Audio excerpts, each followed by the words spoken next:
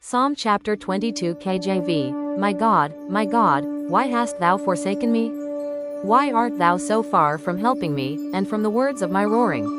O my God, I cry in the daytime, but thou hearest not, and in the night seasons, and am not silent. But thou art holy, O thou that inhabitest the praises of Israel.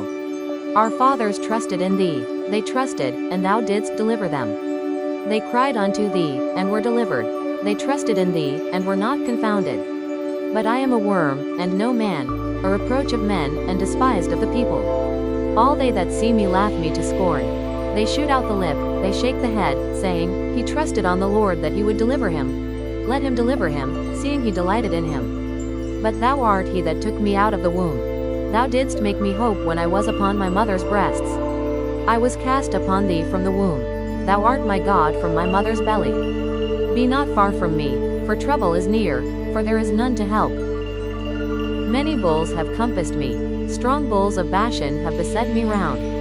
They gaped upon me with their mouths, as a ravening and a roaring lion. I am poured out like water, and all my bones are out of joint.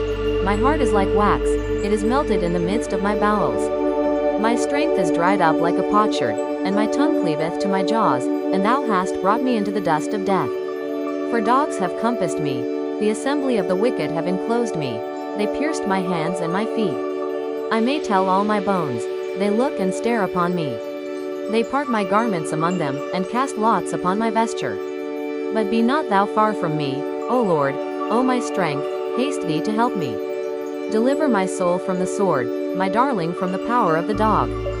Save me from the lion's mouth, for thou hast heard me from the horns of the unicorns. I will declare thy name unto my brethren. In the midst of the congregation will I praise thee. Ye that fear the Lord, praise him, all ye the seed of Jacob, glorify him, and fear him, all ye the seed of Israel.